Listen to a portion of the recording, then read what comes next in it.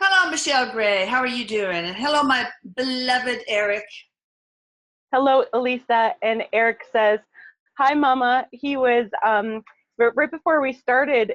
What he was talking about was you and about the family. And so he kept saying that you did something, or he was saying thank you for something that had been done. He was because he kept saying thank you to them, thank you, and I said, thank, like in general, or was it something Yeah. specific? But he said yes, that you did something specific for Yeah, him or probably I was something. looking for my guitar that he and I loved, and he tried to teach me how to play guitar, and didn't. My gorgeous Schecter, and Lucas brought it home from College Station, from A&M, Texas A&M, and since then it's disappeared. We don't know if somebody um, just stole it, but it's Hmm. apparently gone forever. Apparently Hmm. it's been sold. So Oh, anyway, well, they he's probably saying thank me for the attempt, maybe. yes, yes, and yeah, it felt like something that was being done. So Mm. that makes perfect sense. But Okay. he's giving you an outpouring of amazing love and just says he loves you so so much. I know why, because it's always so hard this time of year. 12:41. Oh, that's the worst time, Yeah. October 6th. But we won't dwell now. No, no. And he says to lighten the mood, he's in an outfit today, a top hat, and he's got a suit on, and he's very formal. He's being a little bit silly about it, but since our topic is coming up about magic, he's quite appropriately dressed. Oh yeah. It's so weird because last night I kept dreaming that Christina was trying to get me to buy a top hat and wear it. And I had a real nice dress on, and we were with Betty White, who I never want to have die. But Oh, I know. it's like, we kept. I said no, no, I don't. So I put in another hat. It looked awful, and the decision is, and it's true. I am not a hat person. I look awful in every hat. But let's talk about magic. Yes, Yay! yes. He says magic, and he's got his flowers that is like coming out of the cane, going woo-doo. Mm. All right. So, um, is it all smoke and mirrors, or are there any magicians that they are truly magic? And if so, how? He says, so, Mom, he goes, the truth is, he says, there's a lot of really, really fantastic illusionists. Mm-hmm. And he said that this can be taken in many different ways because we've got magicians that do your basic tricks, but he said there are illusionists that are, he says it's an art, and that is incredible. But he says when it comes right down to it, they're called illusionists for a reason. Mm-hmm. That's what they do. But he said now there is a different type of magic, though, however, and this has to do with he's showing me a little girl like bending bending a wire or Mm-hmm. using like telepathy and using that Okay. type of power. He Oh, you says mean that you mean without touching it? Like, yes, okay, yes, yes, telekinesis or something? Okay. yes, and moving. He says that that that is and there are people in the world that are able to do that in front of other people, that it is something that they're doing. But he says as far as who we see on stages, who we see in the mass general public, that comes That's down to a illusion. real fine illusion. Yes, Like Penn and Teller, David Copperfield. yes. But take David Blaine, his Mm-hmm. street magic, okay? There are some things you cannot, I mean, there's just no freaking way. He'll say, pick your card, is that your card? And he'll, this is your card. And they'll say yes. And he'll throw it against a window and it'll be on the other side of the window. Or he'll levitate in the middle of the street and there's nothing there. Or he will write some sort of, a girl will write a message to a loved one or whatever, and then Mm-hmm. he'll look at it and he'll point to the street and there's a taxi cab with that message written on the Mm-hmm. side of the I mean, there's just, I just feel like he must be like an ET, or maybe he can manipulate it can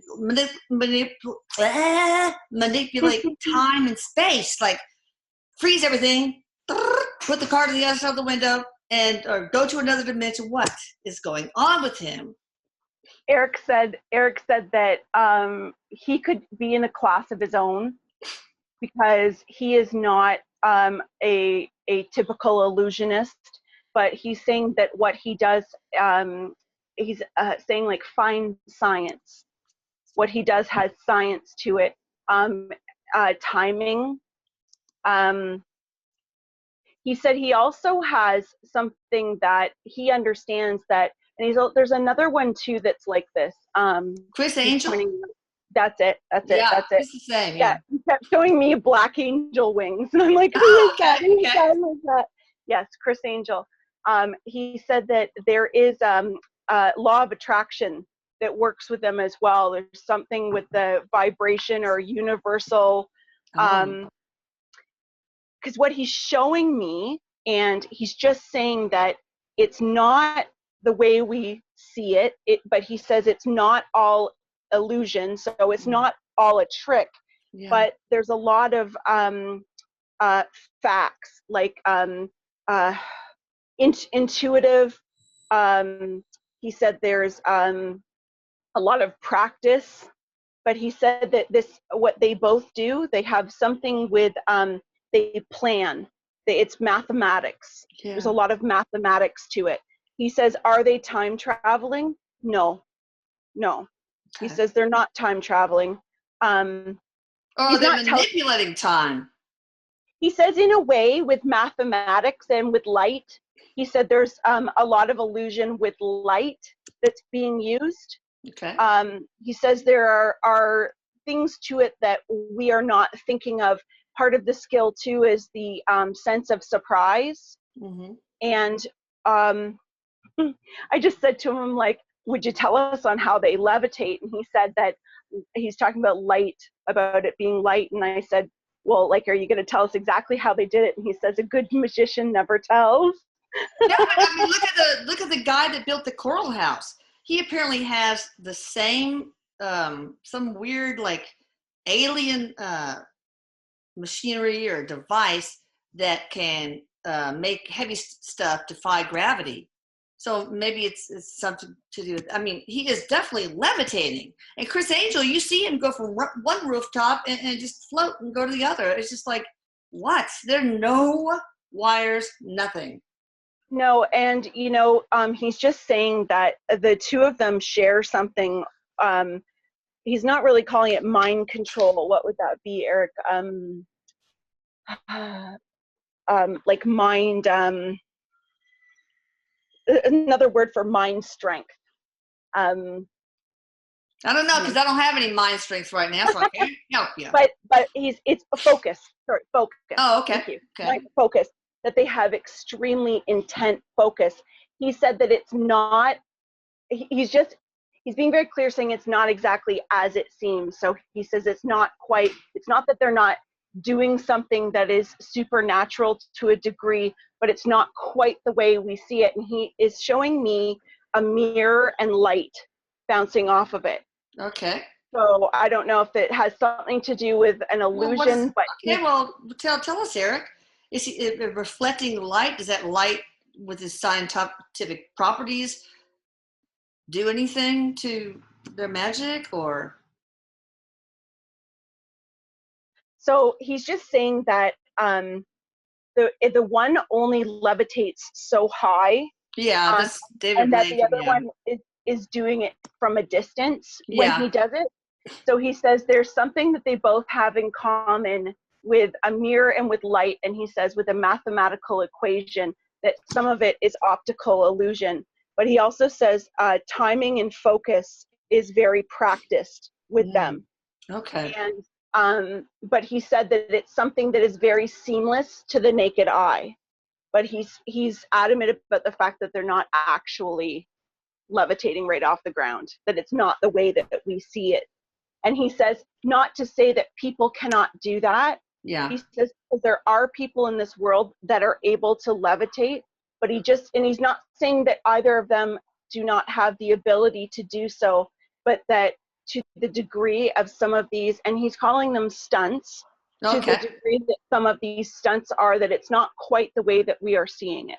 Yeah, but Erik, when you see, for example, David Blaine go up just a little bit, right? I think it's real kind of sick afterwards, right? Mm-hmm. And he goes down. But you see on the street, there is nothing in front of him, behind him, above him, no mirrors, nothing. So how do you explain that, dude? Is there something below him? No, just street, pavement. And they show it. It's just plain old pavement. He's kind of laughing a little bit, but he said that he's not saying that some of it is not real, but he says it's not all not real. all real. Of course not. I just want to believe in magic. Give me something, man. No, and he said, now, Mom, he goes, now, don't get me wrong. He says, magic does have a lot of mathematical equation to it. And we all know, yeah. He says, we all know that, that our belief systems and our, he says, right down to if we look at magic as in a magic spell, or something that somebody would apply to have a certain outcome, he says that all goes with belief as well. And okay. So this is what he's tying back to the law of attraction. He said, so when I said about law of attraction as well, he says, we've got mass amounts of people that are believing in what these folks are doing as well. Okay. So he says, when we look into it in that factor, he says there's many different facets that make it to the result that we see. But he said with law of attraction, he goes, can you imagine the type of universal energy that supports what they're doing? And he goes, and they're not doing anything to deceive. Yeah. They're not out there. They're entertainers. They're not out there. People go with to see their shows or to pay money with the idea of being entertained. They want to have an illusion. And like you just said, Mom, they want to believe in magic. Yeah. They want to believe in something like that. And he said, so is there magic to all of this? Yes, there is, but it's part and parcel. Would an average person be able to go out and just practice like that and have it happen? He goes, no. This would take, he goes, both these men have had a lifetime of practice, and they've got a very substantial amount of people that watch them. Yeah. And he said, so he goes back to the one that levitates only so far off the ground. David Blaine, yeah. David Blaine, and saying that he has a lot of natural ability. Yeah. He's got a lot of natural psychic ability. He's got a lot of psychic ability. Okay. He says so does Criss Angel, but David Blaine, he's really putting a lot of gold around him and just showing that he is highly in tuned. Okay. Highly open, whether he interprets it in whatever way, but he does have he says like a spiritual practice. He has a meditation, a way that he does things, and he says so. That's why he's saying that it's not so much as trickery as it is illusion. Oh yeah. But does he get help? Does he or Criss Angel, for that matter, get help from guides, guardians, like psychic surgeons? They get help from deceased doctors and all that kind of stuff. Yes. Or source, or do they call upon help with these practices, these tricks? Absolutely. He said, so David Blaine calls upon a higher power, and so does Criss Angel. And they have different ways that they do that, but they have invoked their spirit team. And that's what Erik was just getting at too, with the universal energy and the law of attraction, that he was saying, thank you for saying that, because he says that also brings me to the fact that they have spirit teams too. They have a life purpose as well, doing what they're doing. So there's so many different facets to this. But he says that's what they're bringing joy, and they're bringing an experience to many others. Yeah. So they're showing something on a life stage. Now, he says the interesting part, though, is no matter how hard you tried to convince the masses, that there would still be a large amount of people that wouldn't believe that that was real. Oh yeah. And he said, but he says that it's okay. he also said there's going to be somebody else that comes forward, a little bit younger, he's saying, that's going to really kind of push this stuff out in another direction. He says it's like a younger going to come, and he makes me feel like it's coming from one of these shows that are on TV, like some sort of a contest or something, and this boy comes out and has these different abilities. Oh, like America's Got Talent. Yes, yes. And it's going to be, this is real, that this person can do something like this. So, yeah. Well, what about, okay, let's go through some of the tricks. In street magic, David Blaine's first thing is, and he's got these huge eyes, and watch, and he takes a deck of cards and he real fast, just what do you call it when you ruffle them? Okay, whatever. Yeah, and then said, which one was your card? And then he picks out your card that you saw, even though, which one is your card? And it was like, I don't know, I don't want to tell anybody because they need to try it too. Every time. Plus, he reads minds. He reads minds. He said, what card are you thinking of? Or things like that. Okay, so Erik says that he seriously has some psychic ability. Erik says he also feels heat. Okay. He feels heat over a card with his hand. Oh. Yeah, but this is on TV. The audience is not there. They're in their living rooms or whatever. They're dead. Oh, and it's and everybody in my family said the same card. But is he still feeling? Because Erik says that he's not putting his hand over a deck at all. Well, but not individually. He just goes like this, like oh, whatever. Oh, and flies a card out. No, he just goes like that. Which one was your card? And then he gives you a little bit moment, and he picks it up, and this was your card. And everybody in the room, yeah, that's the one that was my card that I thought of.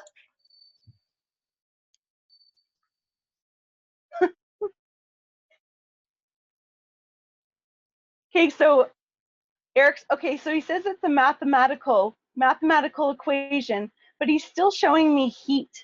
Okay.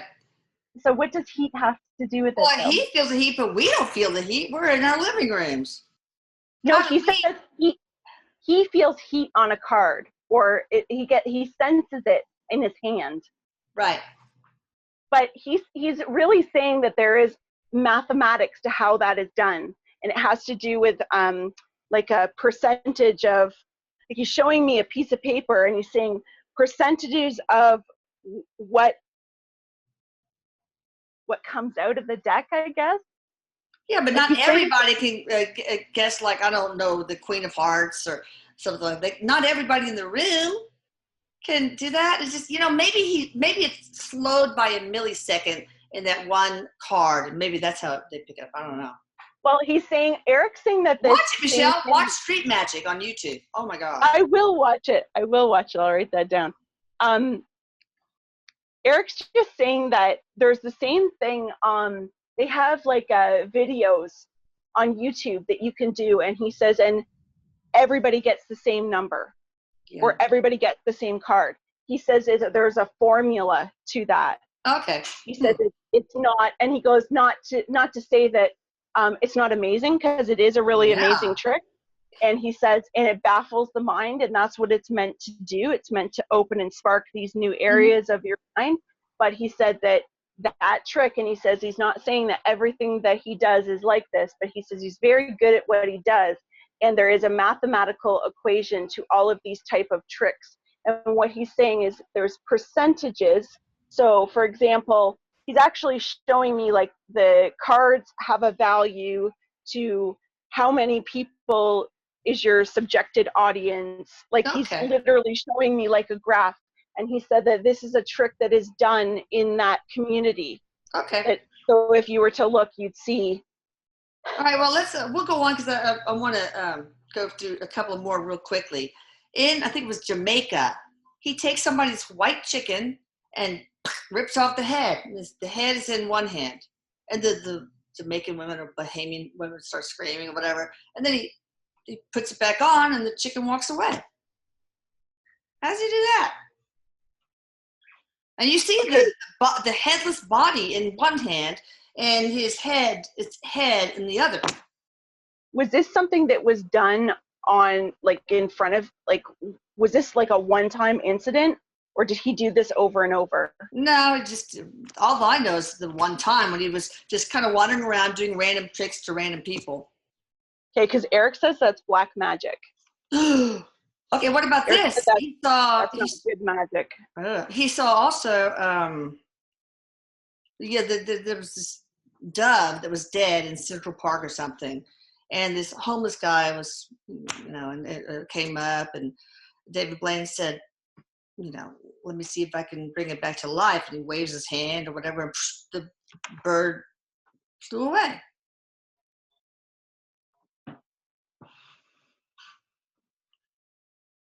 Erik says that there's more to that. David, who was did you say it was David Blaine in Jamaica? Jamaica or someplace, I can't remember. Bahamas, I think it's Jamaica though. I'll just tell you that one with the chicken makes me feel really sick. That does not feel right. And the one in Central Park, that animal didn't feel like it was, like Erik's saying that was manipulated. What do you mean? Like something was put there. Like, was that on video? Yeah. Or something? Yeah. Like that was something that was set up, something that was planned. That was not the way it appeared to be. But it was dead, and then he just did something and it flew off. How could that happen? Erik? You don't have to try to figure it out, Michelle. No, I know, because Erik's showing me. That's all I'm saying. I'm like, I don't understand. Erik's actually showing me that it wasn't really dead. Oh, man, it looked dead. But okay. All right, well, let's go on. The black magic. Or do some of these guys, I saw this YouTube about magic, and it was something from the Catholic Church. And they were going through all these, like, David Blaine, Criss, and they pretty much said these guys are these magicians that do these kind of things, made a pact with the devil. They sold their soul so they can have these special powers.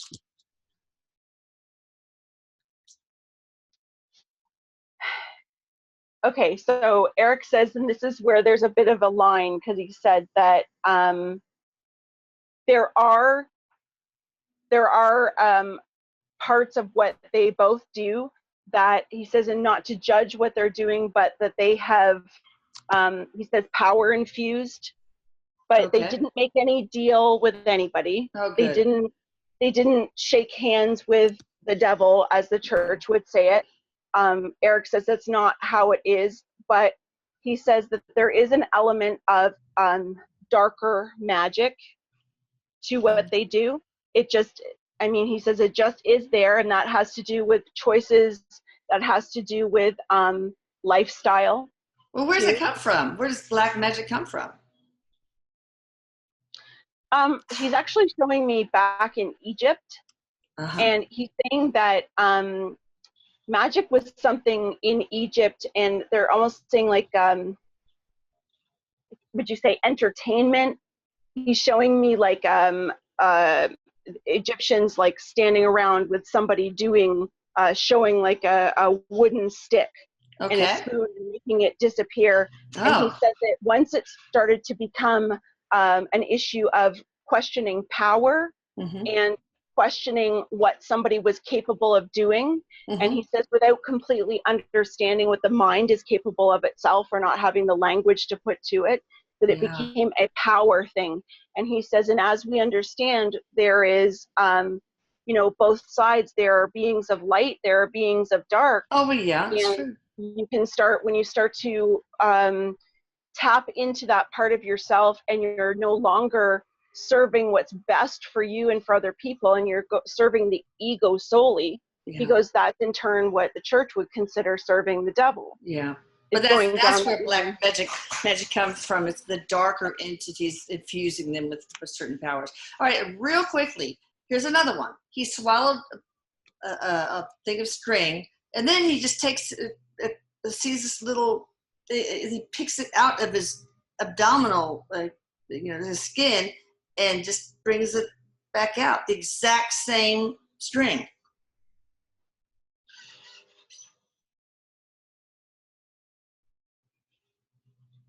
Did he happen to like Eric's showing me, there are 2 pieces of string there, but a little crevice inside of his navel area. No, it wasn't. Did it come from his navel area, or did he just make it appear? No, he just made it appear. That just, but I think, I'm almost positive.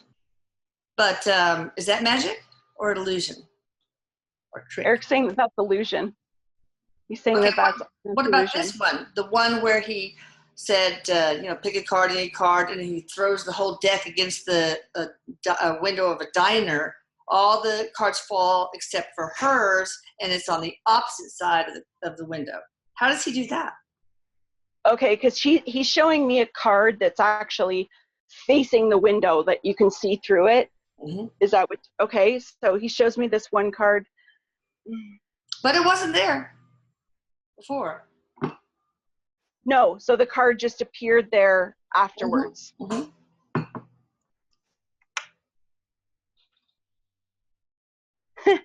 I said, so Erik said, that's illusion. He goes, it's mathematical and an illusion. He goes right back to the same thing. And I said, is there some way of describing exactly what you mean by that? Because like how does one go from X, Y, and Z to know exactly how that card, but that's how he's explaining it, it's all a practice. He says he goes, the guy is really good. He says it's well, it could be that,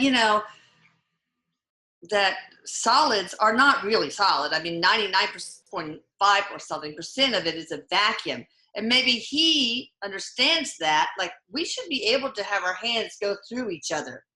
But we are so programmed to think that this is solid and nothing can pass through. Maybe he's not, and just the knowledge of that helps him manifest it going through to the other side. I don't know. He said, he goes, thank you, Mom, for saying that. He goes, because illusion is one thing, but he says manipulating energy is another thing too. And he said, and that is part of, but he's saying that he is more, what he is doing currently or what he is going into doing has more to do with manipulating energy. Okay. Everybody can do that. Yeah. Why not? Walking through, I don't know if he's already done this, but he's showing me putting an arm right through the wall. I don't know. It sounds like something he would do. All right, last one of his. What about, they were on this bridge in New York, a group of girls and him. And he goes up to them and, you want to see a magic trick. And what was it? Okay, pick a card. And you lost somebody, didn't you? I want you to write the name of that person on the card and don't show me. And she started crying and she did it. And then he was all the way down to the other side of the bridge, and he lights like a knack or something on fire and rubs it against it and goes, ouch, ouch, ouch, the fire against his abdomen, and there spells out the name of the guy. Oh my gosh, I'm kind of blown away as you're telling me that. Okay, so as you were talking, Erik was starting to show me him and starting to show me energy around him and saying how he had abilities. But then as soon as you said that little bit there, that completely threw me right off, because Erik says that is an illusion, but he says he does have ability. And I'm saying to him, but I don't understand how that could be an illusion. Like, can you explain to me how that is an illusion? Yeah, because he was far away from the girl when she was taking a marker and writing on the card. He said there's precognition to who he's connecting with. Oh, okay. But he says that there's also there's something else to this. He has somebody else that assists him. This is being shown on video he said, there's not a big audience watching this. No. There's just a group of girls, but he said there's more to it that's not being completely shown. But he says, but he does have precognition. All right, so he kind of knew the guy's name, and then maybe he went ahead and wrote it in some special chemical that when it's heated up would show. Well, Erik also said too, yes, and he said it's like a bomb, like a Vaseline. Okay. A Vaseline that goes on his stomach. But Erik also just said too that they're not showing all of the other ones that don't work out so well. Oh, that's true. That's true. And he says, so he just wanted to point out, he said that there's a lot of really cool things that this guy can do. And he's saying that he definitely has magical elements to what he does, but he said that there is a real chunk to it that has to do with natural ability. Yeah. And he says, just like a car salesman or like somebody, there is a skill that he has. Sure, sure. And he says, so if we were to take mediumship or a healing or any of these other type of he says etheric type jobs or abilities, and he said magician or illusionist can go into that as well. Yeah. Because he says there's a lot of illusionists that do have psychic ability. Yeah, he definitely does. I mean, there's a lot of that. What card are you thinking of? What 3-digit number are you thinking of? I mean, crazy stuff like that. All right. One thing that I'm going to ask about Criss Angel, where he put this guy, this random guy, in a box in the middle of this square. I mean, it was open in front of a building. And then he hocus pocus. And then he opened the box and the guy wasn't in there. He was way up in a balcony. It kind of like, what am I doing here? You know, that sort of thing. Okay, so the first thing Erik said was 2 men. Oh, maybe they're twins. Maybe, oh, yeah. Erik, where did the guy go in the box? It's a box, and inside you can see it's just like. He shows me down a chute. There's down something. Criss. There's something he went down. All right, well, he said it was very skilled and very timed. Yeah. But the first thing he showed me right away was he showed me 2 guys in a gray suit jacket. Okay, I can't remember. But 2 guys. But yeah, you watched that. So cool. All right, last question. Are either of these guys aliens, like ETs? I swear to God, he looks like a starseed, David Blaine. His eyes are huge. Yes. Erik said that they do have, they do both have other lives that are existing on other planets, and they do have a connection. They're not walk-ins of one, but they do have direct connections to it. And he said, and this is what makes them the type of people that they are as well. Because in the other lives that they have, and he's just saying David Blaine is like a medicine man in another life. Oh, wow. He has some but he's not, in this life, he is not an ET walking on Earth. He just, okay. What is the spiritual mission for most magicians? Just to entertain? Or? It's to entertain, and some of it has to do with a coping mechanism. A lot of them, Erik says, are highly empathic, and he says they have something in common with comedians, and they have an entertainment. They find happiness and joy in entertaining, but he says it's also an escape as well. It's a certain front that they're able to. So sometimes they get into it for the reason of being somebody else, of being something else. And he says, and that can be something that people in the entertainment industry can fall into that as well. But he says the contract, or say the mission, is of accepting and loving themselves for who they are, and also to share joy, to share happiness with the rest of the world. That sounds great. All right, thank you, Erik. Thank you, Michelle. You guys check her out at, well, I'll put it. Yes. Healing Heart. No, okay, you do it again. I can't remember now. Oh my God. Okay, the healing H and then ART. .com. I know it. I mean, I have it on my thing. Yay! I'll put it here. Don't worry about it. All right. Okay. We're going to talk about time travel next. Let me Woo-hoo. end the recording and we will restart. Oh, restart. You know, we're not going to end the meeting. Elisa, where are you going with that?